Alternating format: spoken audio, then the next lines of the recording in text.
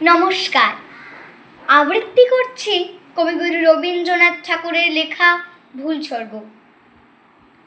লোকটি নেহাত বেকার ছিল, তার কোনো কাজ ছিল না, কেবল শখ ছিল নানান রকমের।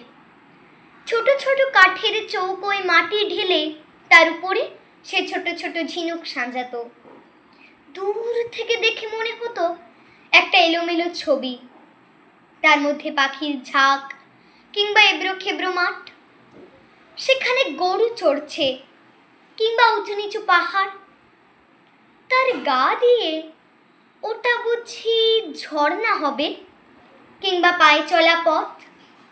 বাড়ির লোকের কাছে তার লাঞ্ছনার সীমা ছিল না।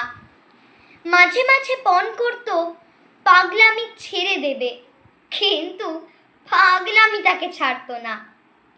কোনো কোনো ছেলে আছে সারা বছর পড়ায় ফাঁকি দেয়, অথচ পরীক্ষায় খামোখা পাশ করে ফেলে। এর সেই দশা হলো, সমস্ত জীবনটা অকাজে গেল, অথচ মৃত্যুর পর খবর পেলে যে তার স্বর্গে যাওয়া মঞ্জুর। কিন্তু নিয়তি স্বর্গের পথেও মানুষের সঙ্গ ছাড়ে না। দূতগুলো মার্কা ভুল করে তাকে কেজো লোকের স্বর্গে রেখে এলো। এই স্বর্গে আর সবই আছে, কেবল অবকাশ নেই। এখানে পুরুষরা বলছে হাঁপ ছাড়বার সময় কোথা, মেয়েরা বলছে চললুম ভাই কাজ রয়েছে পড়ে। সবাই বলে সময়ের মূল্য আছে, কেউ বলে না সময় অমূল্য। হার তো পারা যায় না বলে সবাই আক্ষেপ করে আর ভারী খুশি হয়। খেটে খেটে হয়রান হলুম, এই নালিশটাই সেখানকার সঙ্গীত। এ বেচারা কোথাও ফাঁক পায় না, কোথাও খাপ খায় না। রাস্তায় অন্য মনস্ক হয়ে চলে, তাতে ব্যস্ত লোকের পথ আটক করে।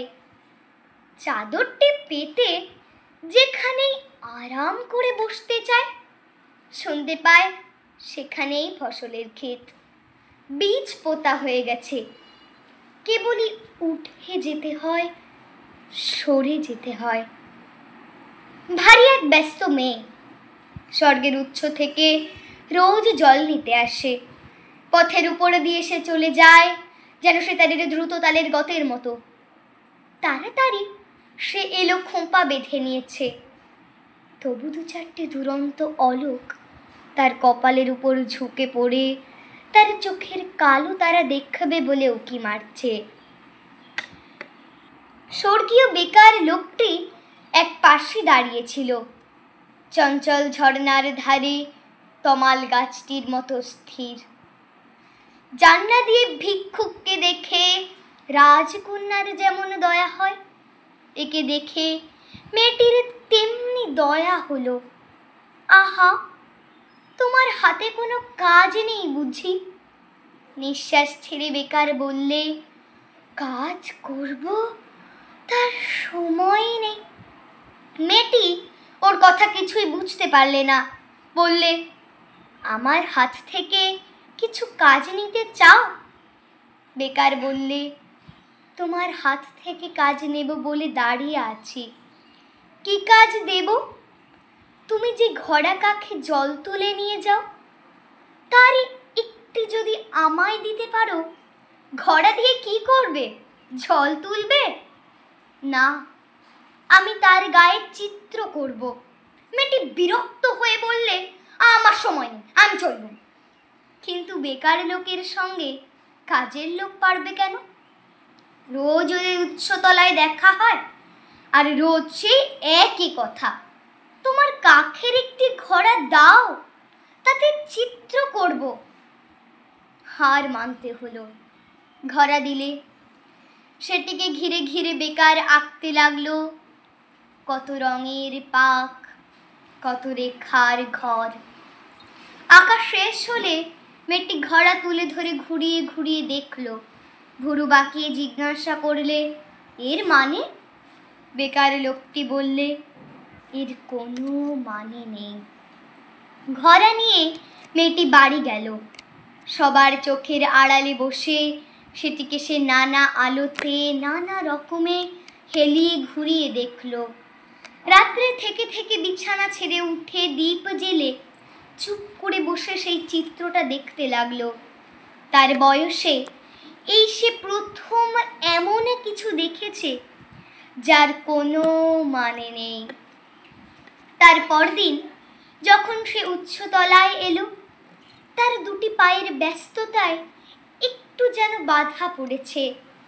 পা দুটি চলতে চলতে আনমনা হয়ে যেন কিছু ভাবছে, যা ভাবছে তার মানে নেই।